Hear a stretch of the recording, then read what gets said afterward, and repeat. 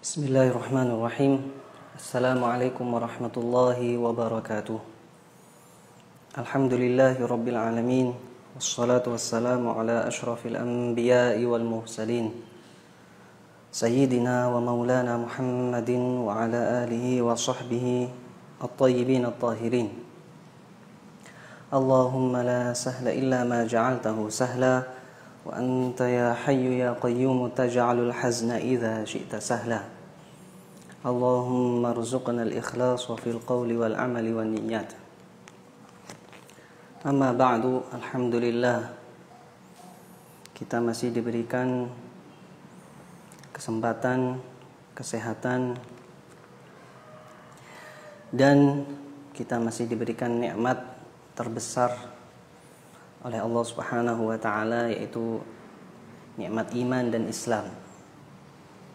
Maka sudah sepatutnya lah dan seharusnya lah kita gunakan nikmat ini untuk kita gunakan menambah tabungan kita untuk akhirat kelak, menambah ketaatan kita kepada Allah Subhanahu wa taala. Pemirsa yang dirahmati Allah Subhanahu wa taala, mengawali kajian kita pada pagi hari ini, saya ingin membaca sedikit nasihat dari sebagian guru kita untuk menambah semangat kita dalam mencari ilmu agama, dalam menambah pengetahuan kita dalam ilmu agama, sehingga kita mempunyai bekal untuk menuju akhirat kelak. Pemirsa yang dirahmati Allah Subhanahu wa taala,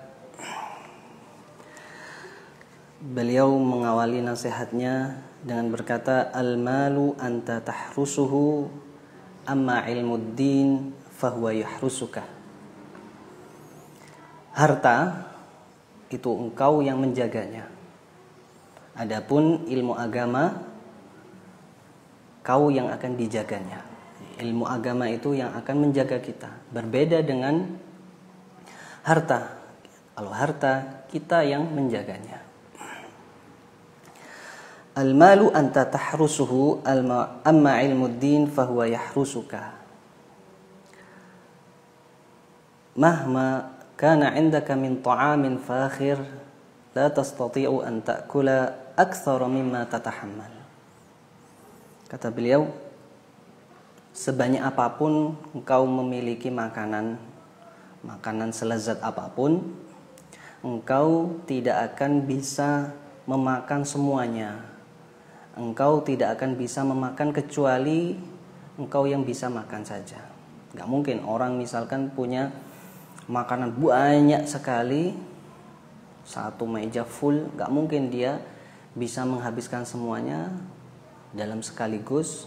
Gak mungkin dia bisa memakan semuanya, kecuali hanya memakan sekedar apa yang dia bisa makan.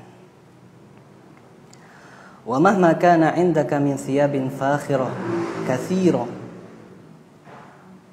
Sebanyak apapun engkau mempunyai baju yang bagus, yang elok, sebanyak apapun, la tastati'u an talbasaha kullaha. Engkau tidak akan bisa memakai semuanya. Orang punya 10 potong baju, gak mungkin dia akan pakai semuanya, 10 lapis, gak mungkin. Gak mungkin orang itu sekali waktu, sekaligus memakai 10 baju, gak akan bisa.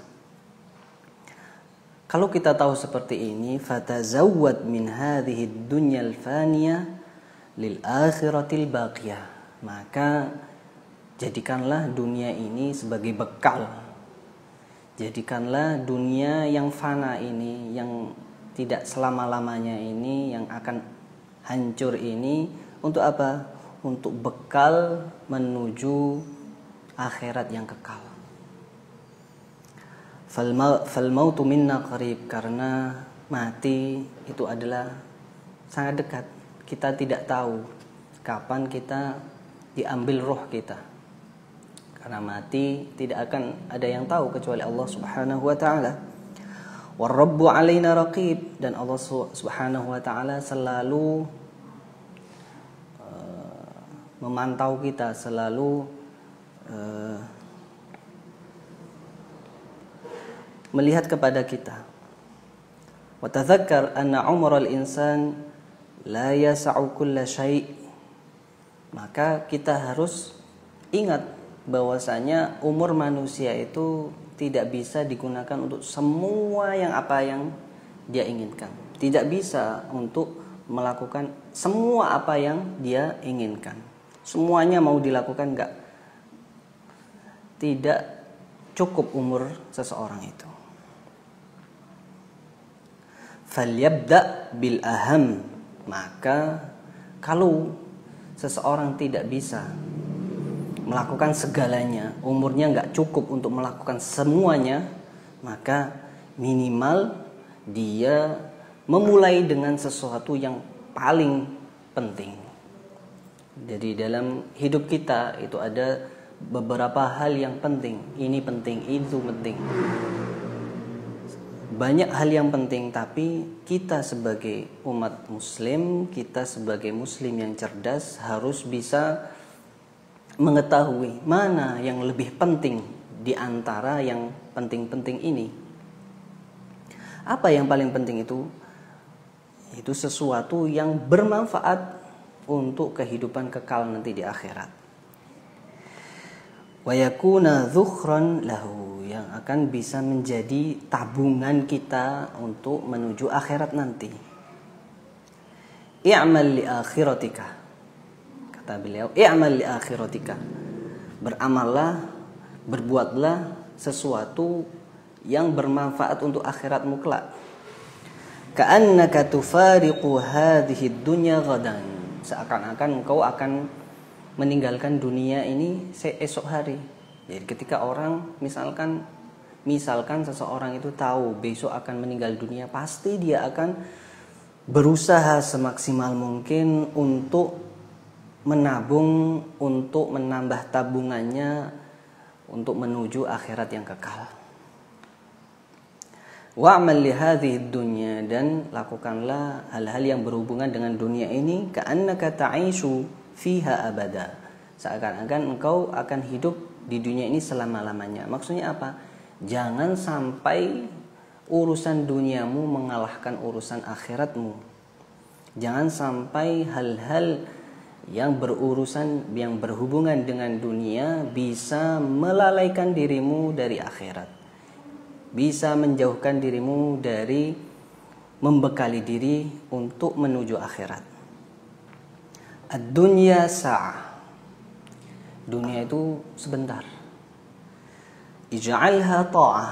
Maka jadikanlah waktu yang sebentar ini untuk kita isi dengan ketaatan kepada Allah Subhanahu wa taala, hal-hal yang diridhai oleh Allah Subhanahu wa taala. Tentunya seseorang akan bisa melakukan hal-hal yang diridhai oleh Allah taala, mencapai ridha Allah taala, melakukan ketaatan kepada Allah taala dengan belajar ilmu agama, membekali diri dengan ilmu agama, khususnya ilmu agama yang daruri, ilmu agama yang pokok, yang mencakup akidah, keyakinan, begitu juga toharo, bersesuci, kebutuh sholat, kewajiban hati, maksiat hati. Itu an-nafsu tamma'ah. Beliau mengatakan an-nafsu tamma'ah. Nafsu itu rakus, pengennya semua dikumpulkan, pengennya yang enak-enak saja, pengennya jauh dari hal-hal yang tidak mengenakkan, pengennya istirahat terus. Alimhal qanaah. Ketika nafsu itu biasanya rakus, maka kita harus bisa mendidiknya agar bisa qanaah, agar bisa menerima apa adanya, menerima ridho, rela dengan apa yang dianugerahkan oleh Allah Subhanahu wa taala. Dan nasihat ini bisa kita terapkan, bisa kita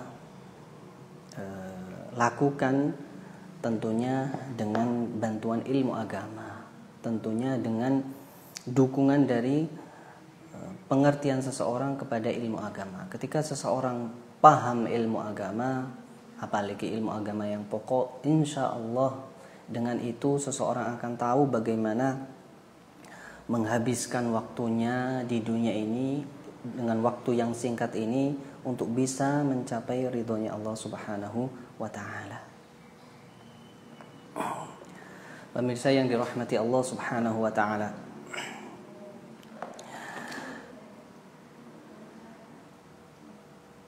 Rasulullah Shallallahu Alaihi Wasallam pernah memberikan wasiat, pernah memberikan nasihat kepada salah satu sahabatnya yang bernama Abu Dzar. Beliau mengatakan, la an taghduwa fatata'allama ayatan min kitabillahi khairun laka min an tusalliya mi'ata raq'ah. Beliau mengatakan yang maknanya, wahai Abu Dzar, engkau pergi untuk mencari ilmu, berniat untuk membekali diri dengan ilmu agama, khairun laka min an tusalliya mi'ata raq'ah. Itu lebih bagus, lebih mulia daripada engkau sholat 100 rakaat sholat sunnah. Kita mungkin sekarang jarang dari kita bisa melakukan sholat 100 rakaat. Tapi apa yang bisa kita lakukan? Ada hal yang bisa kita lakukan yang perbuatan itu lebih mulia daripada sholat 100 rakaat sholat sunnah. Apa itu? Belajar satu ayat saja dari Al-Quran. Belajar satu ayat, bagaimana cara membacanya dengan benar sesuai dengan kaidah-kaidah ilmu tajwid, bagaimana cara memahaminya dengan benar sesuai dengan perkataan ulama-ulama tafsir yang bisa dipegang perkataannya, yang perkataannya adalah perkataan yang bisa dijadikan dalil.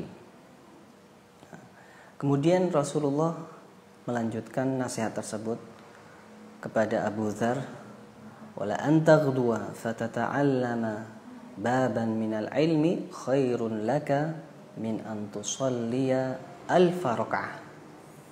Engkau belajar satu bab saja dari ilmu agama, satu bab saja tentang thaharah misalkan, tentang bersesuci, tentang sholat, tentang zakat, tentang puasa. Sebentar lagi kita akan memasuki bulan Ramadan, maka sudah sewajibnya lah kita sebagai orang muslim mukallaf belajar lagi, mereview lagi, murojaah lagi apa hal-hal yang berkenaan, yang berhubungan dengan puasa, sehingga nanti puasa kita benar-benar menjadi puasa yang diterima oleh Allah Subhanahu wa ta'ala sesuai dengan tuntunan syariat. Apa katanya Rasulullah? Khairun laka min an tusalliya alfa raq'ah. Satu belajar satu bab saja itu lebih mulia daripada sholat 1000 rakaat sholat sunnah. Subhanallah, sangat besar sekali pahala faedah orang yang belajar ilmu agama. Semoga kajian kita setiap Sabtu ini bisa kita istiqomahkan sehingga bisa menambahkan pengetahuan kita dalam ilmu agama, sehingga apa yang kita lakukan, aktivitas kita, ibadah kita sesuai dengan tuntunan syariat, sehingga pada akhirnya kita mendapatkan ridho Allah Subhanahu wa ta'ala. Kemudian Rasulullah SAW juga pernah bersabda, suatu ketika beliau ditanya oleh para sahabatnya, wahai Rasulullah, amal apa yang paling utama? Beliau menjawab, imanun billahi wa rasulih. Imanun billahi wa rasulih, yaitu iman kepada Allah dan Rasulnya. Ini adalah perbuatan amal yang paling mulia secara mutlak. Iman kepada Allah dan Rasulnya. Bagaimana seseorang itu bisa iman kepada Allah dan Rasulnya sesuai dengan tuntunan agama, sesuai dengan apa yang diwahyukan oleh Allah Ta'ala kepada nabinya, sesuai dengan tuntunan Rasulullah Sallallahu Alaihi Wasallam, tentunya dengan mempelajari ilmu-ilmu yang telah dikarang oleh para ulama, ilmu-ilmu yang telah ditulis oleh para ulama dalam kitab-kitabnya. Nah, ilmu yang berhubungan dengan iman kepada Allah dan Rasulnya ini disebut dengan ilmu tauhid, ilmu akidah. Maka dari itu penting sekali seseorang untuk memahami ilmu akidah, sehingga apa? Sehingga dia bisa menjaga keimanannya, sehingga dia bisa menjaga jaminan dirinya untuk bisa hidup di surga selama-lamanya. Karena orang yang meninggal membawa iman yang benar, membawa akidah yang benar, tempatnya nanti adalah di surganya Allah Subhanahu wa taala. Pemirsa yang dirahmati Allah Subhanahu wa taala,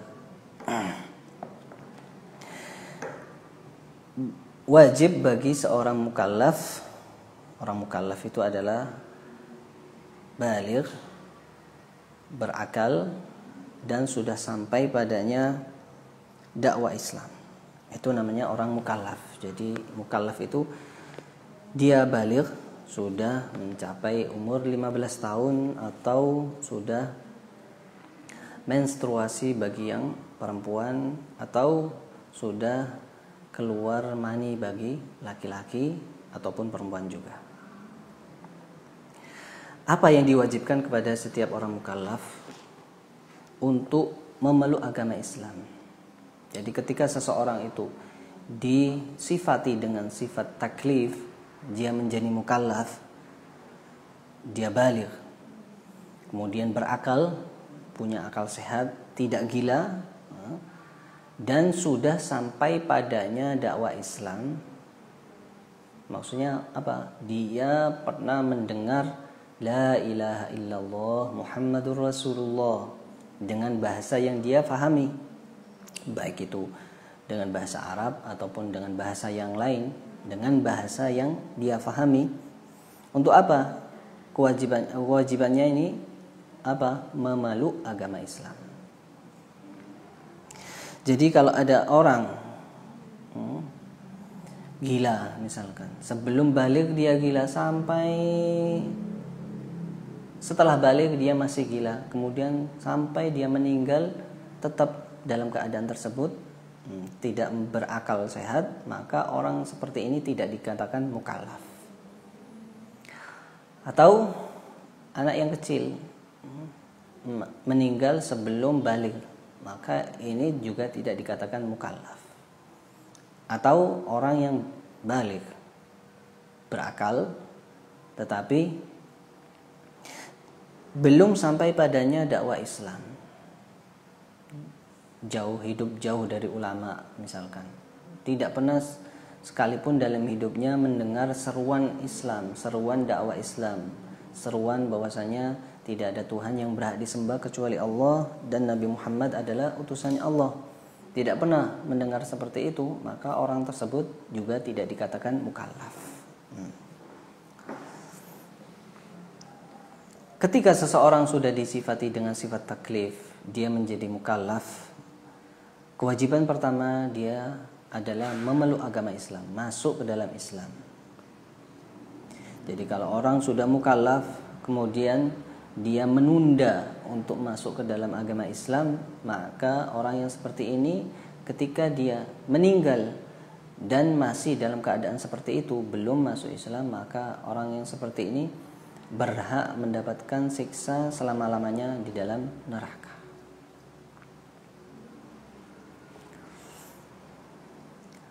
setelah seseorang itu masuk dalam Islam, setelah dia menjadi muslim, maka kewajiban selanjutnya adalah tetap meyakini Islam untuk selamanya, menetapi Islam untuk selamanya. Maksudnya bagaimana?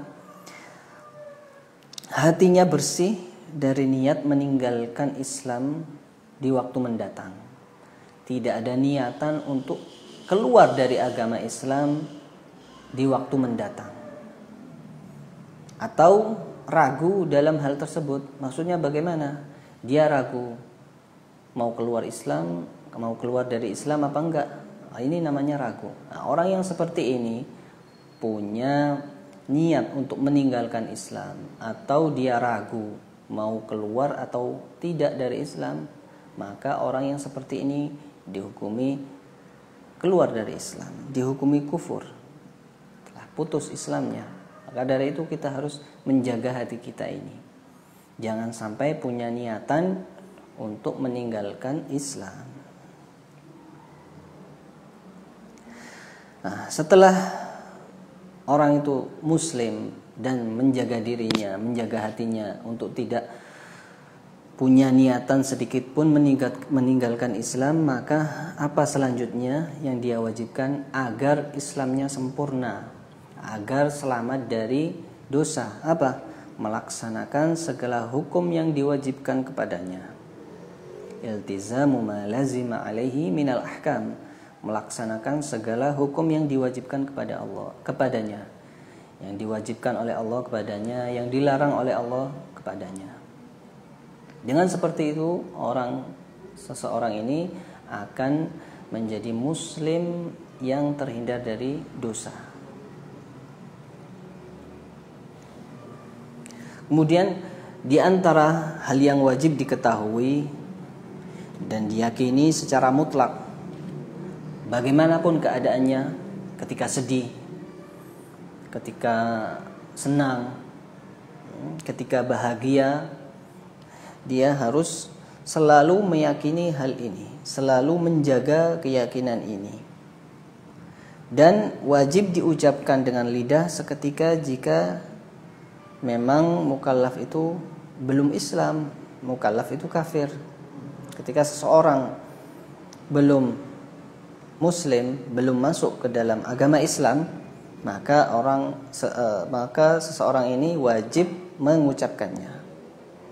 Atau kalau dia sudah muslim, mukallaf ini sudah muslim,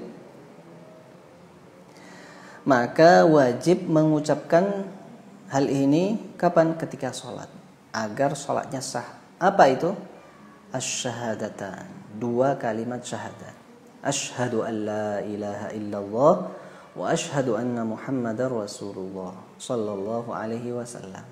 Jadi 2 kalimat syahadat ini harus selalu diyakini oleh seseorang mukallaf, seorang muslim harus selalu diyakini bagaimanapun keadaannya, baik ketika dia bahagia, ketika susah, ketika senang, dia tetap harus menjaga keyakinan ini.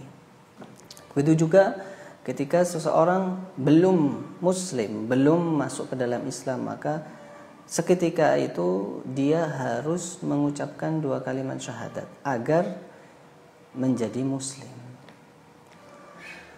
Kalau dia sudah muslim, dia tetap mempunyai kewajiban mengucapkan 2 kalimat syahadat ini untuk keabsahan salatnya, biar salatnya sah. Karena 2 kalimat syahadat ini adalah pokok dari dakwah Islam, pokok dari Islam yang setiap muslim wajib untuk mengetahuinya, maka kita perlu mengetahui makna 2 kalimat syahadat ini. Yang pertama, kalimat syahadat yang pertama adalah asyhadu an la ilaha illallah. Apa makna asyhadu an la ilaha illallah? Yaitu asyhadu, itu maknanya aku mengetahui, meyakini dan mengakui an la ilaha illallah, bahwasanya tiada yang berhak disembah kecuali Allah Ta'ala. Tidak ada yang berhak diberikan puncak pengagungan hanya Allah Subhanahu wa taala saja. Hanya Allah taala saja yang bisa, yang boleh diberikan puncak pengagungan oleh kita. Hanya Allah sajalah yang berhak kita sembah. Dialah Al-Wahid. Allah taala Al-Wahid, yang esa. Maksudnya esa bagaimana? Al-Wahid, Allah Subhanahu wa taala tiada sekutu baginya. La syarika lahu fil uluhiyah. Jadi ketika dikatakan Allah itu esa, wahid, maka maknanya adalah Allah taala tiada sekutu baginya, tidak ada sesuatu pun yang menyekutuinya. Dalilnya dalam Al-Qur'an, Allah Subhanahu wa taala berfirman, "Qul huwallahu ahad wa ilahukum ilahu wahid." Begitu juga Al-Ahad, sama maknanya Al-Ahad dan Al-Wahid. Sebagian ulama mengatakan bahwasanya Al-Ahad maknanya tidak terbagi-bagi. Karena apa? Karena Allah Subhanahu wa taala bukanlah benda. Karena yang bisa dibagi itu adalah benda, baik benda kasif ataupun benda latif. Benda kasif adalah benda yang bisa dipegang oleh tangan. Seperti manusia, batu, pohon, itu termasuk jismun kasif, benda yang bisa dipegang oleh tangan. Ada benda namanya jismun latif, benda yang tidak bisa dipegang oleh tangan, seperti al-hawa, seperti udara, cahaya, itu termasuk benda yang latif. Dan Allah Subhanahu wa taala bukan benda latif, bukan benda kasif. Maka Allah Subhanahu wa taala maha suci dari terbagi-bagi. Kita manusia, contohnya manusia, contoh dari benda kasif, benda yang bisa dipegang oleh tangan. Dan kita punya bagian, contohnya ketika kita duduk, kita punya dua bagian, bagian yang bawah, bagian dan bagian yang atas. Ini bukti bahwasanya kita adalah jisim, kita ini adalah benda. Allah Subhanahu wa taala bukan jisim. Maka dari itu orang-orang yang meyakini bahwasanya Allah taala itu adalah benda, mereka disebut mujassim. Dan orang mujassim, orang yang meyakini Allah itu adalah benda, ini tidaklah sah imannya, tidak dianggap sebagai orang muslim. Allah Subhanahu wa taala adalah al-awwal, al-qadim, tidak bermula dan tidak didahului dengan ketiadaan. Jadi Allah taala itu al-qadim atau al-awwal. Allah Subhanahu wa taala berfirman dalam Al-Qur'an, "Huwal awwal."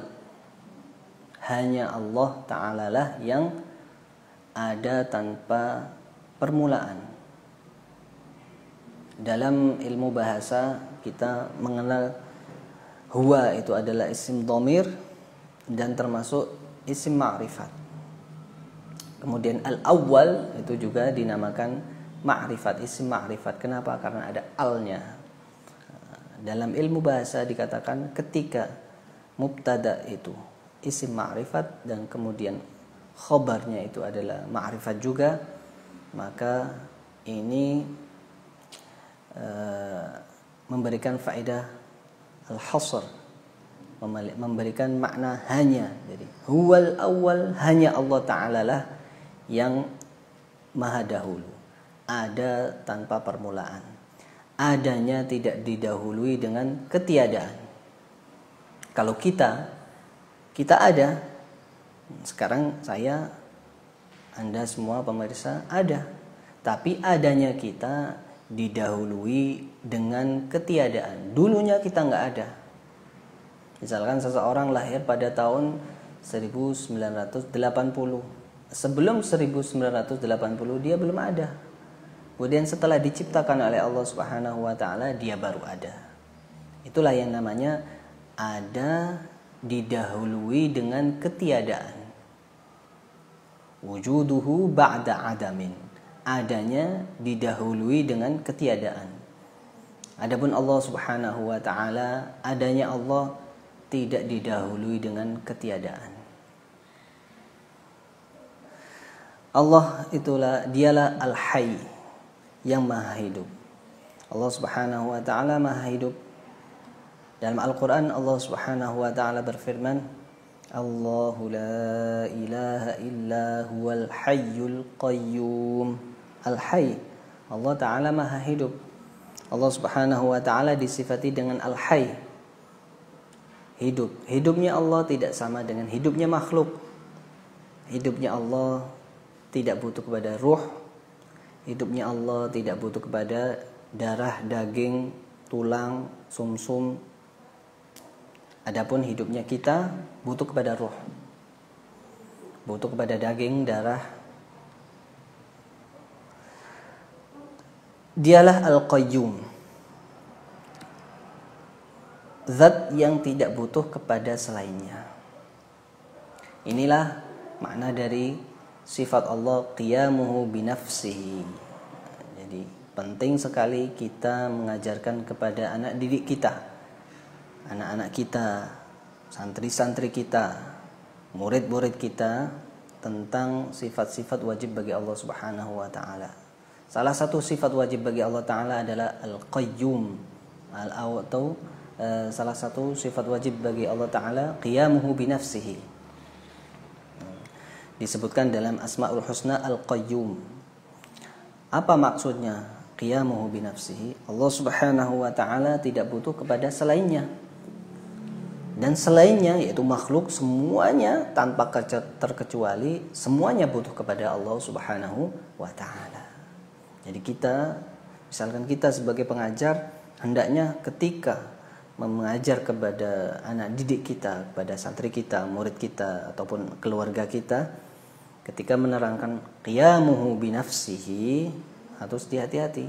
Maksudnya adalah Allah tidak butuh kepada selainnya. Di sebagian buku disebutkan qiyamuhu binafsihi diterjemahkan secara tekstual saja, sehingga diterjemahkan berdiri sendiri. Penerjemahan seperti ini dikhawatirkan orang yang memahami, orang yang mendengarnya tidak faham apa maksud dari sifat qiyamuhu binafsihi. Maka dari itu hendaknya kita ketika menjelaskan sifat ini, kita jelaskan bahwasanya maksud dari qiyamuhu binafsihi, maksud dari Allah Ta'ala Al-Qayyum, itu Allah tidak butuh kepada makhluknya, tidak butuh kepada manusia, tidak butuh kepada malaikat, tidak butuh kepada nabi, tidak butuh kepada apapun. Semua Allah Ta'ala tidak butuh kepada makhluknya. Allah Ta'ala tidak butuh kepada tempat, karena tempat termasuk makhluk. Allah Ta'ala tidak butuh kepada arah, karena arah itu adalah makhluk. Semua arah, depan, belakang, samping kanan, samping kiri, atas, bawah, itu semuanya adalah arah dan makhluk ciptaan dari Allah Subhanahu wa taala. Dan Allah Ta'ala tidaklah butuh kepada makhluknya. Maka dari itu ulama mengatakan la tahwihil jihatu sittu kasairil mubtada'at. Allah Subhanahu wa taala maha suci dari diliputi 6 arah. Atas, bawah, depan, belakang, kanan dan kiri. Karena yang diliputi oleh arah, baik salah satu arah ataupun semua arah, itu adalah makhluk. Dan Allah Subhanahu wa taala tidaklah seperti itu. Qiyamuhu binafsihi Al-Qayyum, tidak butuh kepada makhluknya. Allah Ta'ala tidak butuh kepada tempat. Allah Ta'ala tidak butuh kepada langit. Makanya ulama mengatakan Allahu mawjudun bila makan. Allah Ta'ala maha suci dari tempat. Allah Ta'ala tidak butuh kepada tempat. Seperti halnya yang dikatakan oleh Sayyiduna Ali radhiyallahu anhu, wa karrama wajhah, kana Allahu wala makan wa huwa al-ana ala ma alaihi kan. Allah Ta'ala ada tanpa tempat. Allah Ta'ala telah ada pada azal dan belum diciptakan tempat. Wa huwa al-ana ala ma alaihi kan. Dan Allah tetap ada tanpa tempat. tetap ada tanpa tempat. Karena apa? Karena Allah Ta'ala tidaklah berubah. Sesuatu yang berubah itu pasti makhluk. Dan Allah Subhanahu wa Ta'ala Maha suci dari perubahan.